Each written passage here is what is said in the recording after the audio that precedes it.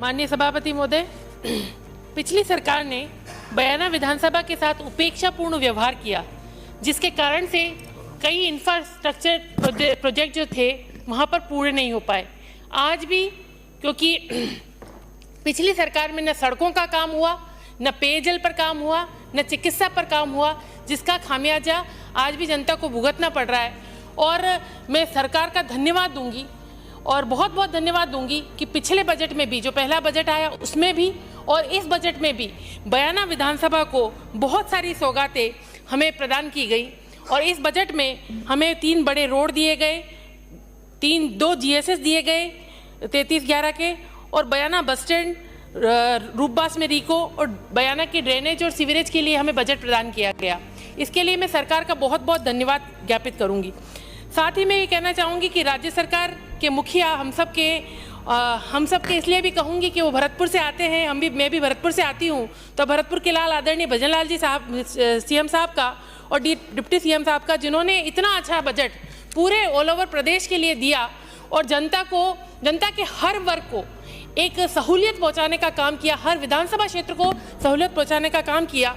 और इस बजट के लिए कुछ चंद लाइनें मेरे दिमाग में हैं जो मैं कहना चाहूँगी कि नज़र नज़र में उतरना कमाल होता है, नज़र नज़र में उतरना कमाल होता है, नफस नफस में बिखरना कमाल होता है, बुलंदियों पे पहुंचना कोई आसान नहीं, लेकिन बुलंदियों पे ठहरना भी कमाल होता है। क्योंकि समय की मेरी बाध्यताएं ज़्यादा है और समय भी मेरे पास कम है, तो मैं यही कहूँगी धन्यवाद देने के लिए तो बहुत सारी चीज़ें हैं और मेरे व्यक्तिगत तौर पे भी मुख्यमंत्री जी को, डिप्टी CM साहिबा को धन्यवाद दिया है। लेकिन मैं अपनी क्षेत्र की कुछ डिमांड्स हैं जिनको भी सदन के पटल पर रखना चाहती हूँ कि रुदावल को नगर पालिका क्षेत्र बनाया जाए, क्योंकि रुदावल एक कस्बा है जो सबसे बड़ी ग्राम पंचायत है हमारे क्षेत्र की, और वहाँ पर नगर पालिका के रूप में अगर उसको विकसित किया जाएगा तो ज़्यादा अच्छा होगा। साथ ही मेरे क्षेत्र में विजयगढ़ दुर्ग जो बहुत पुराना है और वहाँ पर वो ASI के अधीन आता है और वहाँ पर किले का बहुत अच्छा काम भी चल रहा है। टूरिज्म को विकसित करने के लिए मैंने भी अपने विधायक कोष से 10 लाख रुपए रोपवे के लिए वहाँ दिए। अगर उस रोपवे के निर्माण में सरकार सहयोग करे और बजट आवंटन करे तो टूरिज्म को वहाँ पर ज़्यादा अच्छे तौर पर विकसित किया जा सकेगा। 3311 के जो GSS हैं उसमें बिनौआ और मेड़था मुझे दिया गया है, लेकिन वहाँ पर बिजली का सिस्टम बहुत ख़राब है। मैंने अभी सुबह भी ये डिमांड रखी थी कि थानाडांग और पुराबाई खेड़ा रिछोली में हमें 3 GSS की और आवश्यकता है। सरकार इस ओर भी हमारे इस मांग को पूरा करे। और सुबह भी मैंने कहा था कि 50,000 से ज़्यादा कंज्यूमर हमारे बयाना उपखंड में है और एक अलग से AN ऑफिस की हमारी डिमांड है। लगभग बहुत समय से ये डिमांड चली आ रही है और इसको भी सरकार ध्यान में रखते हुए AN ऑफिस की स्थापना करने का काम करें।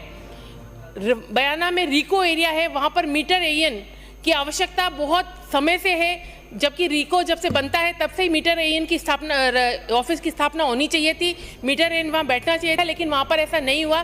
तो मेरी सरकार से डिमांड रहेगी कि आप इस ओर ध्यान देते हुए औद्योगिक क्षेत्र में विकास के लिए वहाँ पर मीटर AN कार्यालय स्थापित किया जाए। अगर सड़कों की मैं बात करूँ तो सड़कों के क्षेत्र में जो मैंने बजट में देखा कि हमारे आदरणीय प्रेरक अटल बिहारी जी वाजपेयी की प्रेरणा से प्रेरित होकर कहा गया कि कनेक्टिविटी के लिए सड़कों की बहुत ज़रूरत है। और मैं ये कहूँ कि पिछली सरकार में PWD जो मिनिस्टर थे वो मेरे ही विधानसभा क्षेत्र के पास से वैर से आते थे, और हालत देखिए कि PWD मिनिस्टर के बगल वाली विधानसभा में सड़कों की स्थिति ये है कि 100 से ज़्यादा सड़कों की अभी डिमांड है। क्या आप सोच सकते हैं कि वहाँ पर पिछले कार्यकाल में सड़कों का निर्माण किस तरह नगण्य रूप में हुआ और जहाँ पर जो घोषणाएं हुई उनको भी धरातल पर नहीं उतारा गया। मैं सरकार का साधुवाद दूंगी कि जो घोषणाएं हो रही हैं उन पर काम तुरंत शुरू हो रहा है, ज़मीन के अलॉटमेंट से लेकर सब चीज़ें हो रही हैं, तो मैं इसके लिए साधुवाद दूंगी। साथ ही एक बहुत लंबी समय से एक डिमांड है रूपबास क्षेत्र की कि ADJ कोर्ट और ACGM कोर्ट की, आज भी वहाँ पर लंबे समय से ये डिमांड चली आ रही है और आज भी क्षेत्र के जो वकील हैं, बार एसोसिएशन है, वो आज भी आंदोलन पर है और उन्होंने अनिश्चितकालीन, जब तक ये डिमांड पूरी नहीं हो, उन्होंने कोर्ट का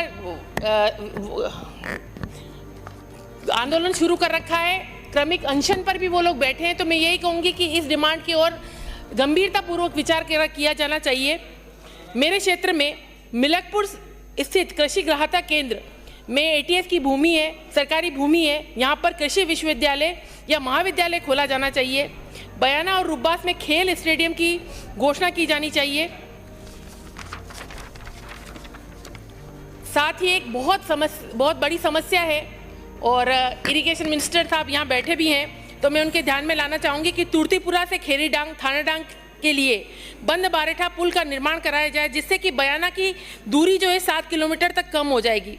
साथ ही स्टेट हाईवे संख्या 1 सेवर से सवाई माधोपुर को राष्ट्रीय राजमार्ग 4 लेन घोषित किया जाए। बयाना में ए श्रेणी का पशु चिकित्सालय है, लेकिन उसके लिए भूमि आवंटित हो गई है, लेकिन बिल्डिंग वहाँ पर नहीं है। तो मेरा ये भी निवेदन रहेगा सरकार से कि वहाँ पर इसके लिए भी राशि उपलब्ध कराई जाए।